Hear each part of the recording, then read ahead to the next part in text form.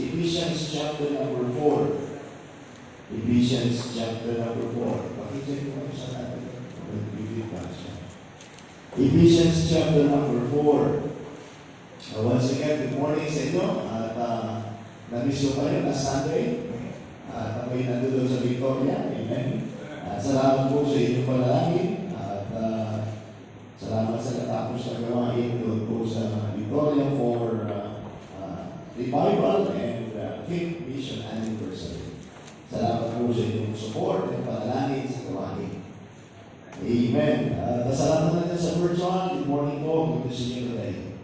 Ephesians chapter number 4. Let's be reading from verse number 11 and down to verse number 15. So then po, the Bible says, and 11, and he gave some apostles and some prophets and some evangelists and some pastors and teachers for the perfecting of the saints, for the work of the ministry, for edifying of the body of Christ, in the overcoming the unity of the faith and of the knowledge of the Son of God, unto a perfect man, unto the measure of the stature of the fullness of Christ, that we henceforth be no more children, tossed to and fro, and carried about every wind of doctrine, by the strength of men and cunning craftiness, whereby they lie in wait to deceive. But speaking the truth in love, may grow up in him in all things, which is head, even Christ. Let's go to the word of prayer. Dakilan namin Diyos, Panginoon. Muli, maraming salamat po sa umaga po ito na binigay po sa amin. Salamat po sa pagkataon na aming muli kasama-sama sa inyong pong gawain. Salamat sa inyong pong pag-iingat, sa inyong pong mga anak sa ilalim ninyo. And thank you once again for the privilege where we can gather together to glorify your name. Bless our meeting today and be the one to lead us and be the one to glorify sa lahat ng ginagawa at gagawin namin po. Salamat po sa patuloy ng pag-iingat sa amin at dalangin namin ang patuloy ng pagbabayan sa ilang mga kapatiran, kababayan namin na nasa lantanan ng pagbaha at pagulan, kayo po ang mamuna dito. Salamat po, Ama. Ito pong lahat ang aming dalangin for in Jesus' name we pray. Amen. Amen. Thank you so much. Good morning po sa inyo lahat. Please. Tayo po ay mag-interview sa aming mga pinag-aralan. At salamat sa Panginoon na tayo po ay patuloy na kasama-sama sa gawain ng Panginoon. So last time po ay tinalakay ko po sa inyo is all about understanding commitment. So ang tinalakay ko natin is meron tayong temang commit to grow. Ito din po yung tinuturo ko sa Victoria sa mga nakalipas na pagkakataon during the anniversary. So napakaganda na ang bawat Kristiyano ay magkaroon ng commitment para lumago sa pananampalataya natin sa Panginoon. Now, magkakaroon po ko ng series of lessons na pinagawa ko sa inyo para maintindihan natin ang word of commitment. So sabi ko nga po sa inyo, let's review. Kahit wala exam. Sabi na po sa ating napag-aralan is a conscious decision to dedicate oneself to a purpose. So yan ang ibig sabihin ng commitments, a conscious decision. Pag sinabi na a conscious decision, ay tayo po ay mayroong malay tao. Amen. Tayo po ay malay tao.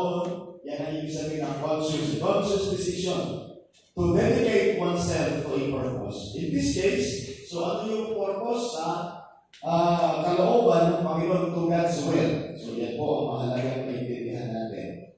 So sabi ko nga po sa inyo, commitment is not just a feeling, but deliberately a choice expressed through action. So ito yung bagay na napakagandang makita natin at gagawin natin, hindi lamang yan sa feeling, but ito ay sinasadya, deliberately. Iman sinadya at pinili natin at ipinahayag natin sa pamamagitan ng ating mga action. So yun po yung ating mga tinalakay. And then, tinalakay ko din po sa inyo all about the importance of commitment. Okay? The importance of commitment. Meron ang tatlong bagay dyan na binagay. Bakit mahalaga ang commitment? Number one, commitment allows you to experience God's purpose for our lives. So kanina nga po sabi ko, tinitipyo ko yung mga previous lessons. And ako nakikinig mismo sa Diyos, ako itutod ko at para ma-remind ako sa mga bagay na dapat natin matutunan. Sabi ko, salamat na meron po tayo sa bahay. Amen? So commitment allows you to experience God's purpose. Kaya mahalaga talaga na nararamdaman natin at nagagawa natin yung layunin ng Panginoon sa buhay natin. And then number two, another importance of commitment is it leads to personal fulfillment and satisfaction in serving God. Alam niyo, when you commit something to the Lord, pag nag-commit ka sa Panginoon, sa paglilingkod sa Panginoon, dadalhin ka sa isang kalagayan na nararamdaman mo sa personal fulfillment. Sabi mo na salamat naging bahagi ka sa gawain ng Panginoon. And satisfaction, nararamdaman mo kagalakan na ikaw ay naglilingkod sa Panginoon.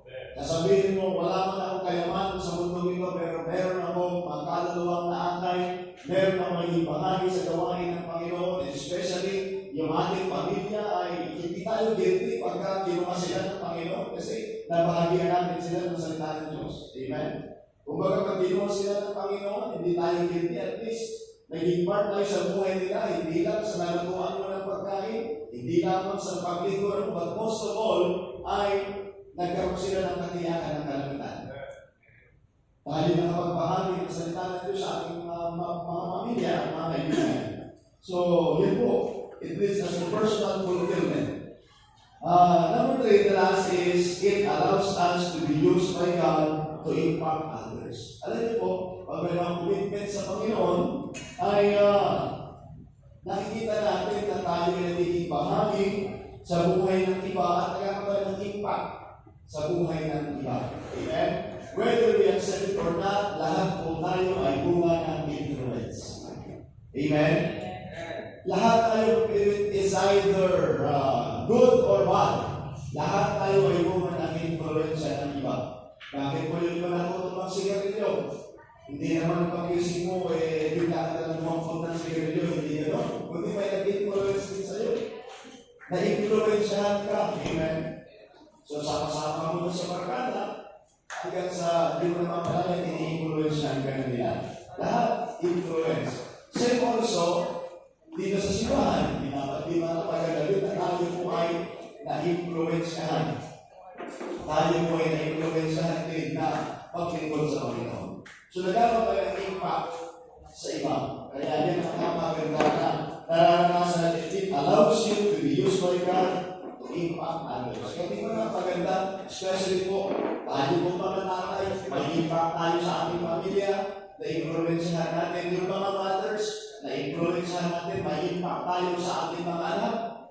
Amen? Kaya napaganda na nakikita mo, uy, magiging masalamat sa Panginoon. At meron tayong kaisipan, uy, mana sa akin yan. Di ba? Yun ang maganda yun. Wala na masama pag mga minana sa atin o natutunan sa atin yung mga magandang bagay. Pero minsan talaga ayaw natin. Minsan nakikita niyo nga po ano yung galing ng anak, nakikita niyo yung galing ng nanay, nakikita mo yung galing ng nanay, nakikita mo sa anak natin. Di ba? Kung tayo ay naging giver, makikita mo sa mga anak natin, giver din sila.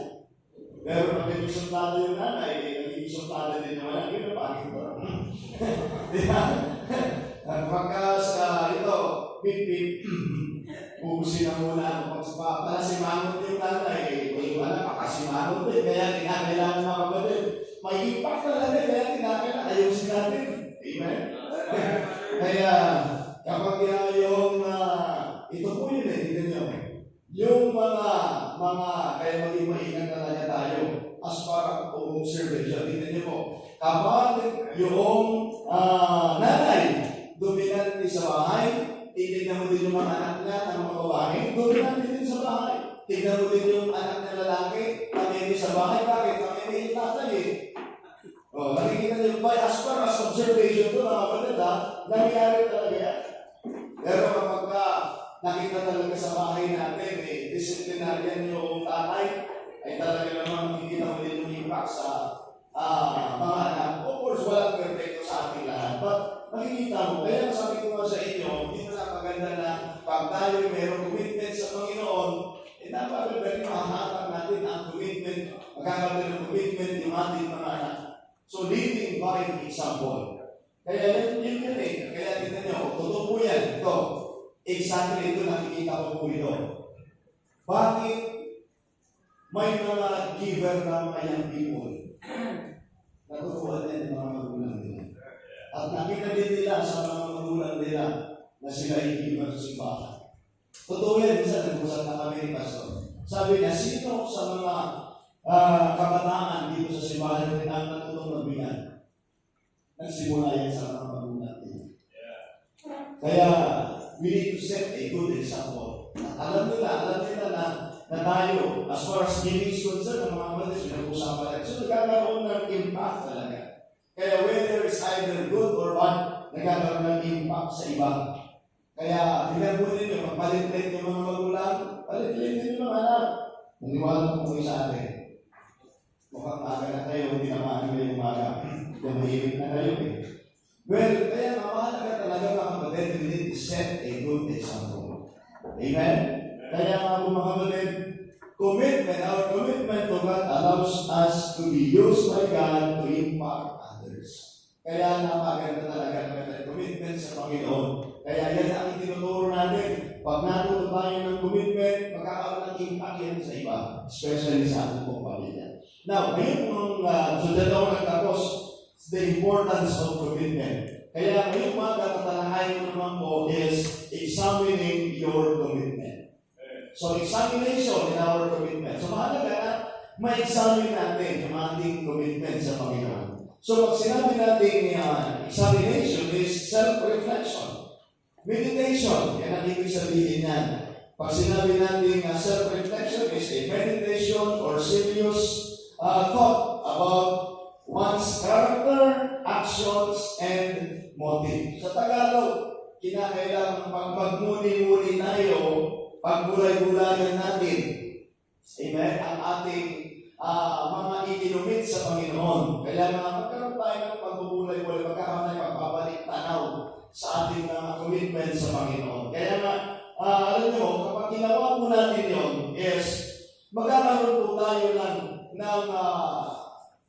pangunawa at makikita natin ano yung mga bagay na ikinumit natin sa Panginoon at i-assess natin. Alam mo, pinakamaganda tayo mismo ma-assess natin ang ating sarili at magkakaroon tayo ng assessment sa ating level of commitment. Kung matatandaan po ninyo, ay meron po akong sinabi sa inyo, meron po akong tinuro sinasabi na level of commitment. Kaya nga po, pag i-examine natin ang ating commitment is ma-assess natin ang ating sarili, nasaan na po tayo, at anong level tayo ng commitment natin, at tayo mismo malalaman natin ano po ang ating level of commitment as far as our commitment to God is concerned, our commitment to our church is concerned. Kaya nga po, may mga katanungan at makikita natin yung kasagutan sa pagka minuli-muli natin o pinagbulay-bulayan natin ang ating commitment sa Panginoon. So,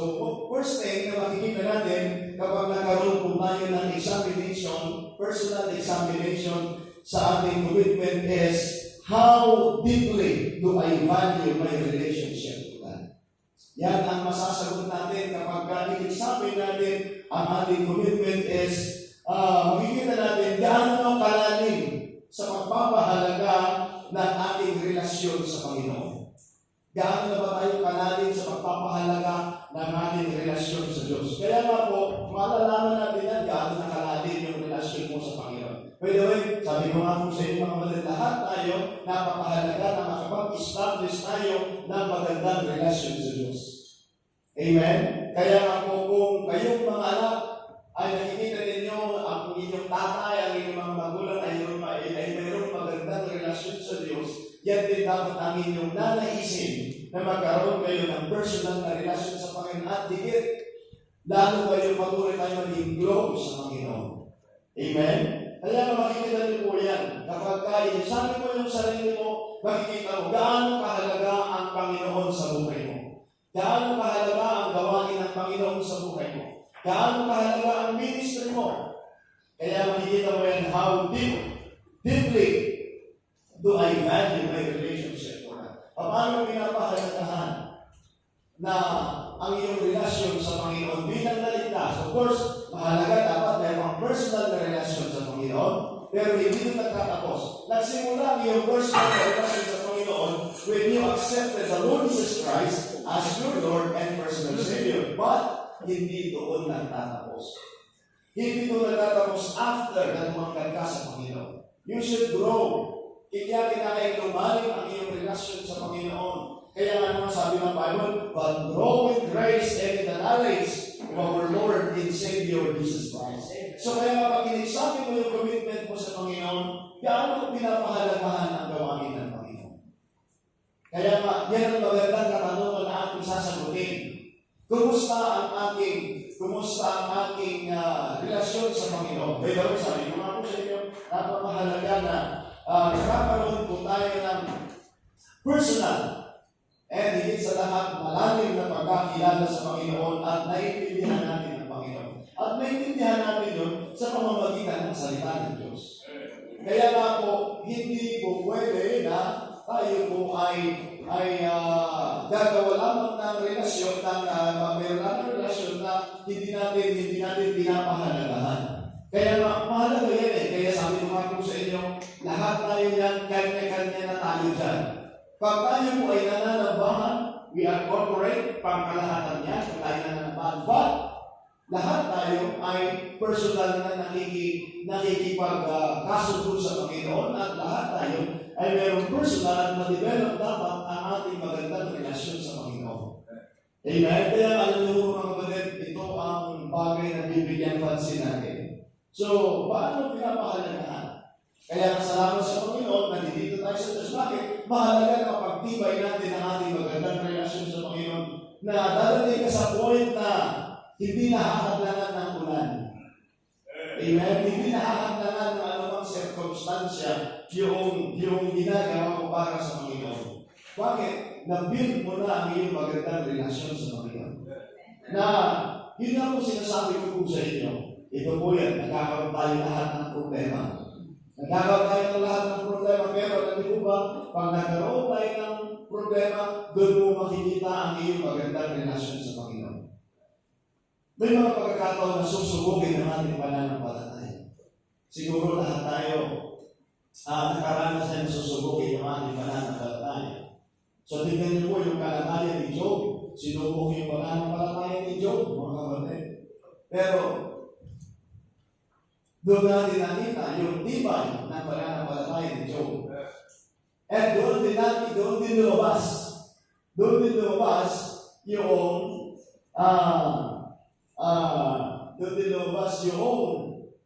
pananampalataya ni Mrs. Job. Kamakailan nga po, merong mga matagal ko ng mga sila yung mga members sa ibang church, pero naging kaibigan namin sila. And sila po ay matagal na. At dahil sa mga ministry ng CBBC ay sila ay na-save sa ibang bansa at doon sila nag-involve. Pero alam yung problema, nung nawala na sila sa ibang bansa, medyo nalihis. And last time ay meron siyang nire-refer na kakilala niya na gusto niyang tulungan at malapit na dito sa daraw. So naalala niya po ako. Naalala niya ako at ayun. Basta pwede mapuntahan. Sabi ko sige, try kong i-respond. And pinuntahan ko po mga pwede. Matindi yung kabigatan nun. Pinuntahan ko. Milyones ang problema niya. At meron na siyang milyon, pero milyones din ang kanyang kabigatan. And alam niyo, sabi ko nga, pagka gano'n may problema ang tao, mag-share mag-share, walang resistance eh. So, sabi ko, hindi ko bang uupo tayo? Pero yung nanay, talagang may maganda sa feeling talaga na kailangan talaga ng solusyon sa problema. Pero yung anak, parang nasa relax lang. Sabi niya, mas wala ka naman, mag-iit na itong bahay namin.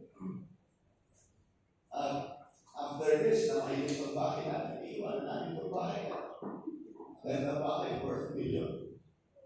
Pero, sinerang ko siya, ma'am, sabi ko, ako bilang simbahan, ay wala naman po ibang paraan at wala naman ibang katugunan kundi manalangin sa Panginoon.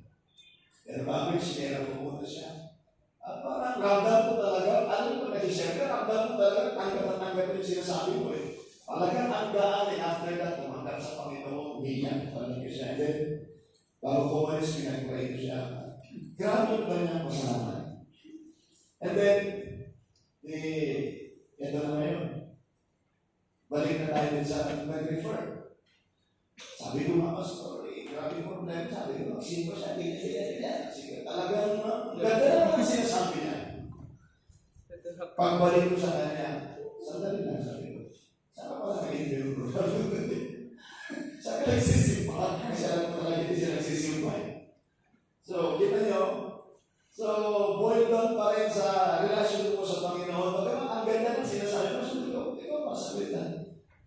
Ayun, natamil din na siya ko sa ikaw, saan ka pala miyembro? Yung ganyan. Yun nga, Pastor eh. Kasi ako puro na sa excuses ngayon. Tapos, pero alam mo, sabi ko, mahalaga pa rin. Ito, kanina sa ito, sa tayo nag-uusap. Hindi mo man ako pastor, pero sabi ko, mag-aak pa rin ako sa mga pastor. Kailangan mo ba rin ng church?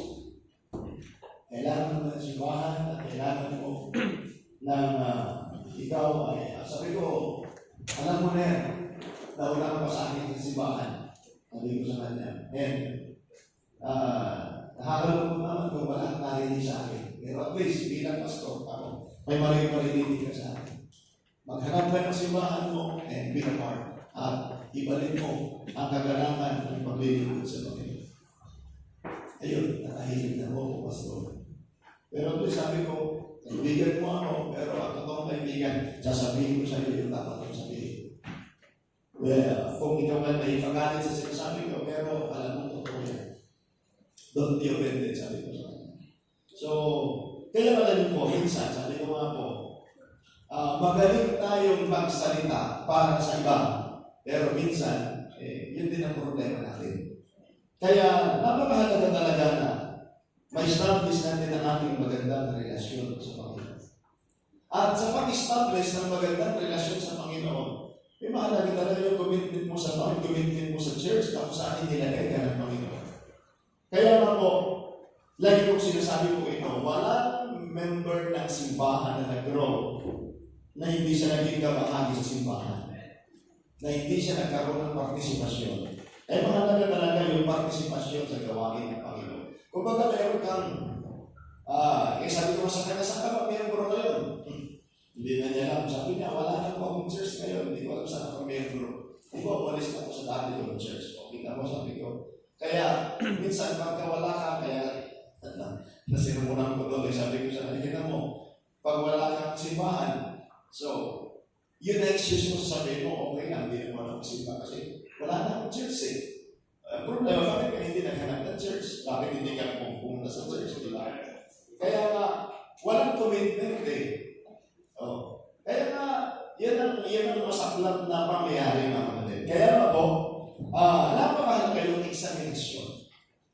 Examining our commitment to the Lord. Kaya, magkakaroon po tayo ng personal na examinasyon sa Panginoon, sa sarili natin. Gaano ko pinapahalagahan ang aking relasyon sa Panginoon.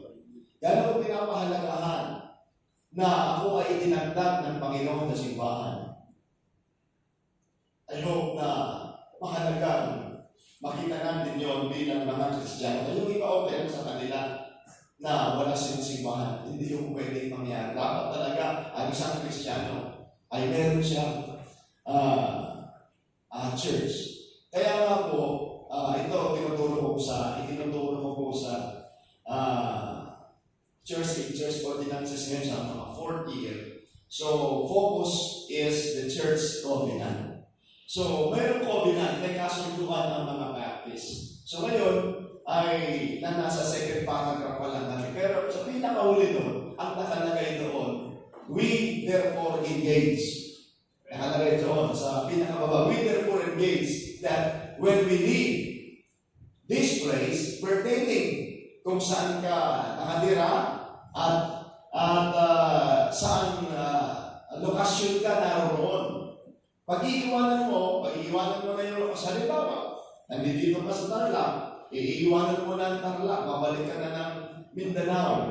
Ngayon, sapagkat doon ka na magpupurgod, kinakailan maghanap ka ng simbahan mo sa Mindanao. In life, faith, wherein may papractice mo yung covenant, yung kasunduan. Kaya nga po, sabi ko nga po sa inyo, kapag kayo po ay lilipat ng lugar, i-consider ninyo saan kayo magsisimba.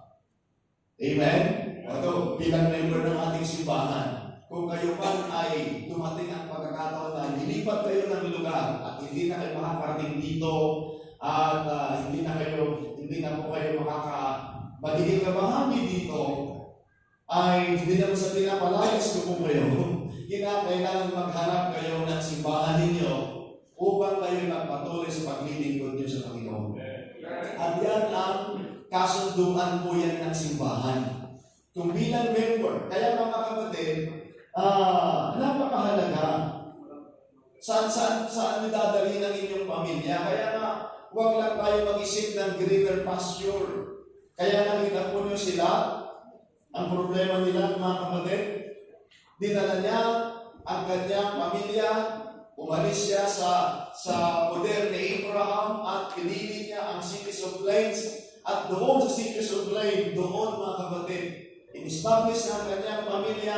Tignan po ninyo, doon kasama niya si Abraham is an altar builder. And when in fact, God blessed Lot because of Abraham. Bakit? Ang pangako po ay na kay Abraham, wala kay Lot. Ang pagpapala ng Panginoon, kaya makita ko dito, ang pagpapala hindi material eh. Hindi lang material. Ang akala ng iba, ang pagpapala lang ay material sa pagkanto. Pinala ka ng Panginoon sa isang lugar, tapos pinagyaman ka materially, pero ang nawala naman sa iyo ay spiritual things. Ano nangyari kay Lot? Never in the Bible, hinahanap ko yung record na sila ay nag-build ng altar. Pero wala. Sa madaling sabi, lumabas ang kanyang spiritual condition na nag-for-good na siya doon sa kanyang kalagayan gano'n. Pinagyaman din yung business nila, pero in order to find out, malayo na siya sa Panginoon. Kaya nakita niyo yung kalagayan nila. Pero si Abraham tuloy-tuloy. Amen? Kaya makita po ninyo, yun yung talawag na blessing by association. So, bilis ng Panginoon, si Abraham, kasama sila. Kaya napakaganda na makita natin yung pangyayari doon. So, wala, in-establish yung sarili niya, pinagyaman mo siya materially, pero ang problema, ano nangyari? Nawala din mo yung kanyang family. Nagkaroon na buhay sa kasalanan. Kaya nga ito sinasabi ko dito sa simbahan, kasama yan sa covenant natin. Kasunduan natin yan. Of course, kung hindi nyo man inabot pa yan, pero may tinuturo na po sa inyo na pagka umalis kayo dito sa church at kayo ay merong pupuntahan, mahalaga na i-consider ninyo yung inyong lugar na pupuntahan na meron kayong simbahan na magpapatuloy po kayo. Bagamat sa panahon po ngayon ay nandiyan, may mga kapatiran tayo na nasa Google Meet. At ako naman nagpapasalamat, nandiyan po kayo at kasama kayo sa Google Meet. At napakahalaga na nakifeed kayo ng salita ng Diyos. But think about yung wala talagang feeding na ng salita ng Diyos. Wala na. Kaya nga po, mahalaga talaga na meron kayong simbahan at meron kayong ikilalaning pastor na siya ang pastor ninyo. Amen? So, ang problema, kasi kung mayroon kang simbahan, meron kang pastor, kasi may pastor sa church eh. Pero kung wala kang simbahan, wala ka na rin pastor, wala ka nagkikilalaning authority sa buhay mo. Kaya ngayon, kinakala-consider niyo po yun. Wherein doon kayo mag-i-involve at kayo magiging bahan. Kaya nga, kung nabaptize ka ng ibang church at pinili mo to move your membership, kaya nga ipinipresent sa church, hindi na binabaptize. Hindi na binabautismuhan, kundi ipinipresent sa simbahan, ay kung kapatid natin ay willing na maging part ng ating simbahan upang lalo pa siyang gamitin ng Panginoon, siya pinipresenta na sa congregation. Ganun ang ginagawa po natin. Kaya mahalaga talaga yung meron tayong involvement sa gawain po ng Panginoon. At kung tungkol ka, alam niyo po ito nagiging problema minsan po eh. Honestly, sa mga sessions ng mga pastors, tinuturo ito pag mayroon kami mga conferences. Pero alam po ba na hindi naman lahat, may mga pastor na hindi naniniwala sa transfer ng membership. Well, kung yun ang paniniwala, sabi niya ni Pastor Lin, kung yun ang paniniwala nila, wala tayong magagawa dyan. At yun ang paniniwala nila. Pero, tayo po kasi, mahalaga lagi ang isang pastor ay after lagi siya sa paglago ng member. Amen? After lagi, ang isang pastor ay after lagi sa paglago ng member. Kaya mahalaga po yun na meron talagang simbahan. At makita mo sa commitment mo sa Panginoon, doon mo ay maipapakita at magpapatuloy ka. Kaya mahalaga yun. Sabi ko nga, i-consider din nyo saan kayo mag-a-attend, at kayo family, saan dadalhin yung pamilya ninyo, at kayo ay patuloy na magiging kabahagi sa gawain ng ating Panginoon. Kaya po, sa totoo lang, minsan, dahil din nagkakaroon ng issue yung mga simbahan. Kaya, may mga members na talon ng simbahan. Hindi mo po pwede yung gano'n. Amen? So, yun yung sinasabi nga ni Pastor, walang commitment. Walang commitment. Kaya mahalaga talaga na mayroong commitment. Hindi po pwede yung talon-talon kung saan ka pupunta. Grasshopper, hindi po pwede yung gano'n. Kaya mahalaga talaga na pahalagahan natin ang ating magandang relasyon sa Panginoon. Number 2, not only that, how deeply do I value my relationship to God, but also, isang katanungan dapat natin sagutin, am I prioritizing the will of God in my life? So, am I prioritizing God's will in my life? So, pinapriority ko ba, pangunahin ko ba ang kalooban ng Panginoon sa buhay ko? Amen? Kaya mahalaga na tayo dapat bilang mga Kristiyano, i-priority natin ang kalooban ng Panginoon sa buhay natin. By the way, Pastor, tanungin niya ako, ano ba ang kalooban ng Panginoon sa akin? Bilang miyembro na inilagay ng Panginoon sa church, ang kalooban ng Panginoon sa bawat Kristiyano ay lumago. Amen? Mag-grow sa kanyang Kristiyanong buhay. At sapagkat alam nyo, pag ikaw ay nag-grow, maraming mangyayari sa buhay mo when you grow. When you grow, God will go to use you. When you grow, you will enjoy the things of God. Kaya tayo yung mga iba, hindi sila masaya sa ginagawa nila sa Panginoon. Bakit? Hindi ko sila nag-grow eh. Pero pag nag-grow na sila, sasabihin ko sa inyo, lalawak ang pang-unawa mo pag ikaw ay nag-grow na sa Kristiyano. Ito mo yan. Halimbawa, ilan sa atin, naranasan niyo po ang magkaroon ng involvement as far as soul winning, follow-up, visitation, discipleship is concerned. Nakaranas kayong pumunta ng area, nakaranas kang tumukto at mag-visit. Kaya sabi ko nga po sa inyo, doon mo makikita ang buhay mo bilang isang Kristiyano na nag-grow ka talaga. Kasi una, makikita mo yung sarili mo sa mga taong pinupuntahan mo. Yung sarili mo dati, nakatago-tago ka. Amen? Marami sa inyo, nagpatago-tago din at hindi mo binibigyan pansin. Kaya nga, di ba, may mga testimony mo tayo na ilang beses kayong binalik-balikan. Ganon din ang gagawin din natin sa mga pupuntahan natin. Ang alam mo sa ito nga, yung mga anak mo ngayon, nararanasan nila yan. Sabi ko nga sa inyo, honestly, bilang isang tatay, ay meron akong pare-pares naman tayo siguro nakakaranas ng ganyan. May insecurity sa mo. May pagkatakot ako na baka bastusin yung mga anak ko. Lalo ng mga babae. Siguro ang mga lalaki, okay lang. Pero hindi din, di ba? Lahat tayo ay kwadyan. Pero nato po, sabi ko, tinuturo ko nga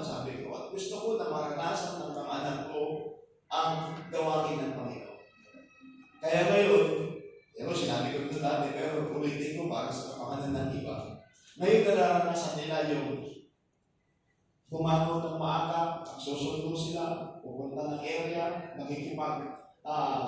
habulan sa area, at magsusundo, at tagadating yung pagkakataon na nagsundo sila, tapos ang tagal-tagal na hinihintay kasi hindi pa nasasama. Yeah? Kaya minsan nagsusumbong sila sa akin, tay, yung pinuntahan namin, ganito, tagal-tagal naghihintay, pero sabi sa sama, tapos yung pala, wala na, tumakas na. Sabi ko sa inyo, alam nyo, tatawa ka na lang kasi, sabi ko, ate, sabi ko si Sito. Pero gano'n naman, pagpunta ka sa area, puntahan pa rin nila. Kumustahin pa rin nila. Sabi ko, sige na na. At least ngayon, nakikita ninyo. Kaya nga, ngayon, pag naranasan niyo yung ganyan, pahahalagahan mo ang bawat tao sa simbahan. Lahat tayo mayroong problema, pero pahahalagahan mo ang bawat tao sa simbahan na mahalaga ang bawat isa. Ito sinasabi ko, lalo na, ito challenge ko sa mga nagsisimula ng gawain. Kasi po, sometimes, pag ikaw ay second man ang tawag namin sa mga nag-a-assist sa pastor. So, mga second man. So, they are the second man of the church. Sila yung, lalo sa amin naman full time, minsan, feeling mo, pag ikaw ay nag-print sa pulpito ng pastor mo, parang feeling lang, yung pangit na feeling. Feeling mo lang, magaling ka na rin, di ba? Feeling mo, magaling ka na rin, at kaya sabi ka ni Pastor, tingnan ta, pag ikaw na nagsimula. Kaya ang challenge sa amin lagi, tingnan ta, ikaw na nagsimula. Kasi lalo-lalo, sa mga taga-Fort Bonifacio, pagpunta mo sa Fort Bonifacio, libo-libong tao ang nandoon. Pero, pag nag-start ka ng work, doon makikita talaga kapag sino ang madadala mo. Madaling lang bastugin yung mga tao sa simbahan. Pinagkatiwala ka ng praise. In fact, may mga marami kaming ganyan kasama. Nawala po sila sa ministry. Pero tinatapang mag-praise. Pag mga araw talagang lang bastug yung pulpito. Pero nakakalungkot, tinulog sa atin, nawala. So, yun ang masakla. Now, kaya sabi ko, pag pumunta ka sa misyon, tignan natin dito sa atin sa Fort Bonifacio na puno ang tao at everybody is busy, lahat. Talaga naman umaapaw ang mga sasakyan, umaapaw. Problema, hanap tayo ng upuan. Kasi wala nang upuan na tayo mga kapayo. Talagang champak lagi sa Fort Bonifacio. Pero pag nag-start ka na ng mission mo, doon mo may makikita. Sasabihin ko sa inyo, pakahalagan mo ang bawat tao. Ang masakit din, sabi ko, nagsisimula ako. Sabi ko, Panginoon, sino kayang dadating? Alam niyo po nangyari po na 8:30 na, pagsisimula na po ako. Naranasan ko na ito sa Tanay eh. Pagsisimula na po ako, wala pang tao. Balik na naman ako, drive na naman ako ng motor ko, tapos ikot na naman ako. Kasi walang tao eh. Paano yung pag-i-present mo? Kaya lagi kami sinasabi ni Pastor sa amin, nung nasa puro tayo pa ako, ilan na sundalo, Brad? Sabi sa akin. Sinabi mo, 3 sir. Sabi ko, alam mo ba, na kung nagpapastor pa, 3 lang yung sundo mo, yan lang talaga pag-ipinsan mo. That's the reality. Sa mga tutulala talaga. Kaya, magsisimula talaga.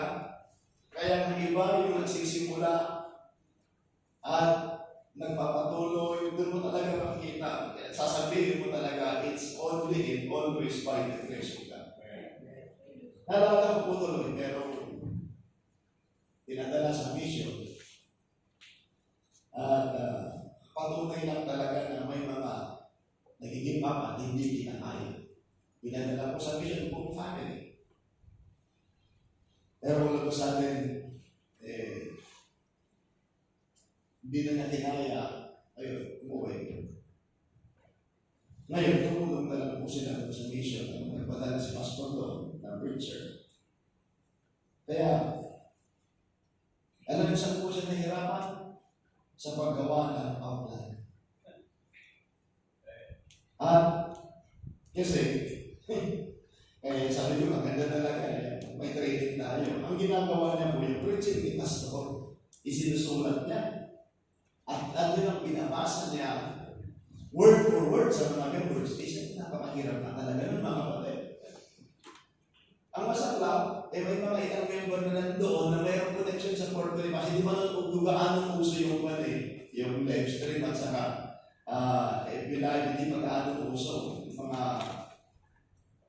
2012, mga ganyan, hindi pa gaano, wala pang Google Meet. Kasi simula ng Google Meet, pandemic lang to, di ba?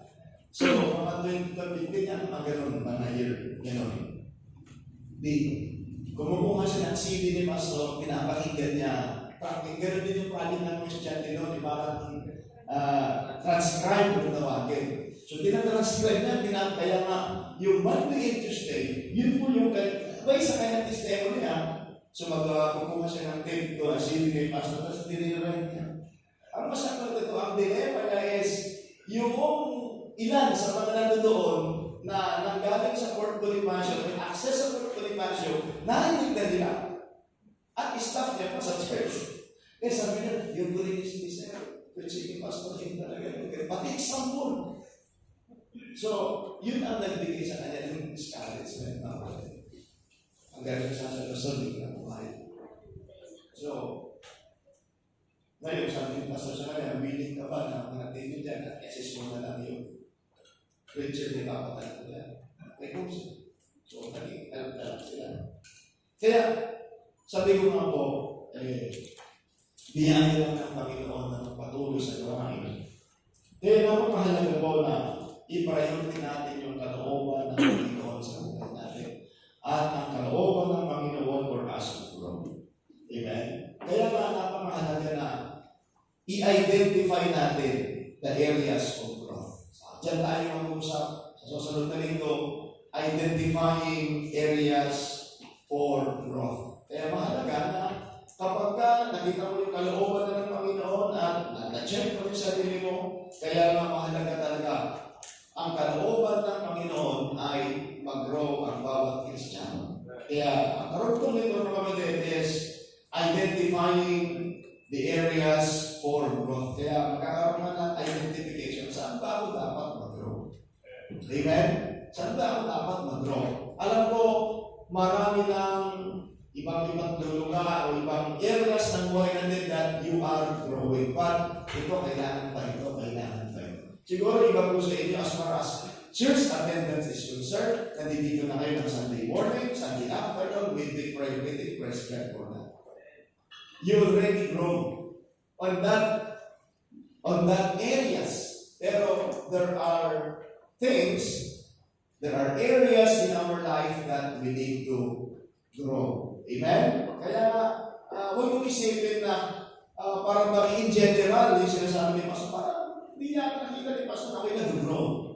No, you're already growing, but there are some areas ba ng buhay natin na dapat nating palawin at mag-grow. Pero din po ako bilang isang pastor. Lahat po tayo, may mga areas talaga. Kaya nga, kumusta yung ating pasensya? Alam nyo, isa sa bagay na ako, honestly, maging dyan po ako, nagiging irritable ako, lalo na pagka may mga bagay na, sabi ko minsan, yung mga kasama ko, sabi ko, pinag-usapan na natin ito. Ba't hindi nyo? Kasi pag nag-meeting po kami, pero kami minutes of meeting. Minutes of meeting. Kaya pag nag-meeting kami, lahat yan naka-record.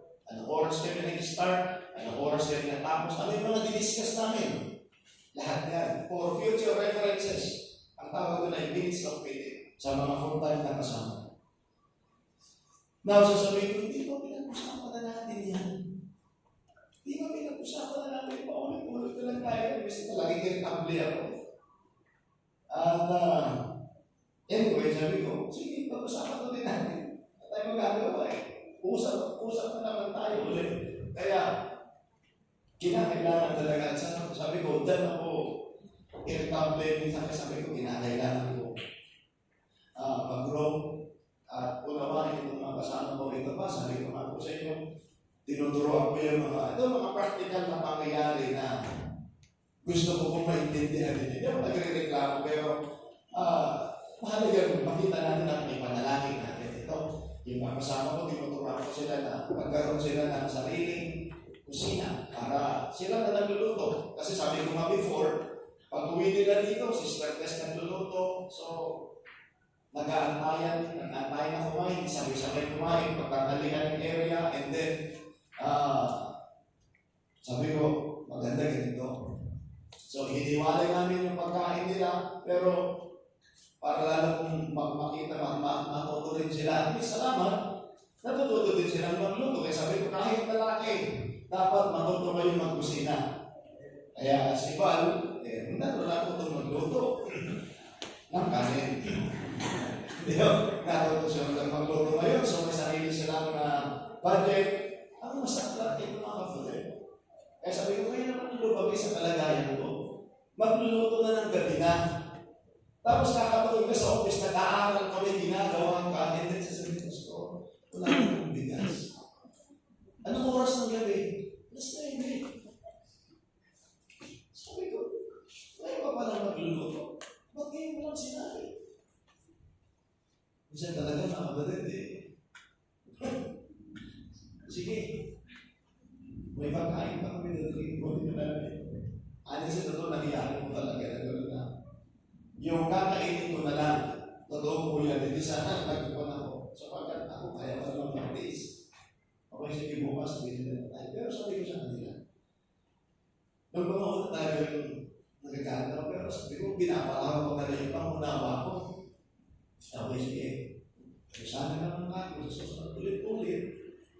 Kung sabi ko ng maaga, isang na kayo nahanap naman ng alas 9 ng gabi, maghahanap ka ng bigas. Diba? Kaya, hirap naman yung ganon. Bakit? Bukod sana po, may pa-extra ka ng bigas. Talagang, kaya sabi ko, at least, ang ngayon, natutunan ko na ngayon, kung nagbigay ako ng budget ngayon, ilang araw ako, natatansya nila, ilang araw kayo, sabi ko, meron ba kayong, ako na nag-adjust, meron ba kayong pagkain? Hanggang kailan yung pagkain? Asal ng Friday. Okay, sige. Ganitong araw kayo makalindi. At least, nakaprograma na ako din sa mga bagay na ganyan. So, meron po akong bigas.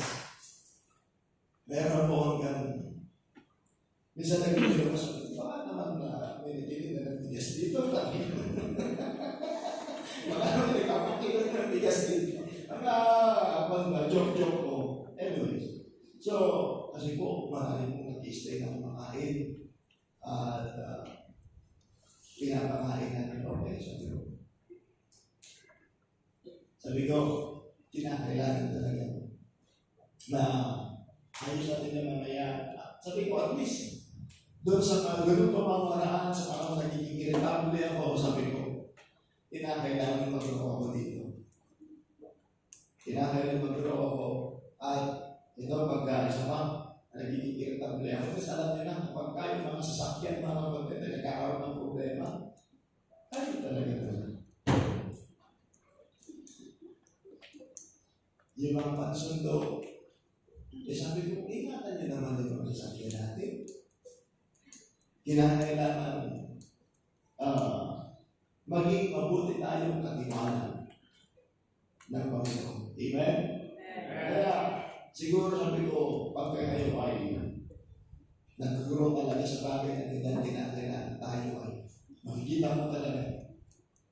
Dahan-dahan. Kaya may mga areas of growth na dapat natin pansinin. So, tatalakayin natin yan sa mga susunod na pagkakataon at hope na nakikita natin na papunta tayo sa paglago ng bawat isa. Amen? Ito sinasabi ko po sa inyo, ang natutuwa yung iba na overcome na yung pagdating sa church, Sunday morning, Sunday afternoon, midweek prayer meeting. Pero marami pang mga bagay na dapat tayo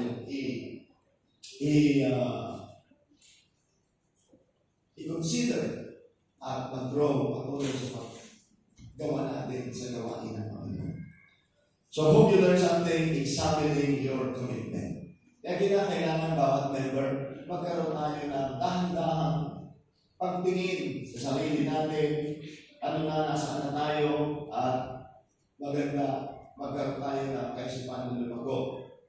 nakikita kayo sa inyo as far as modest apparel is concerned. Natutunan nila ang sistema ng ating simbahan. And I thank God for that you are learning. Amen?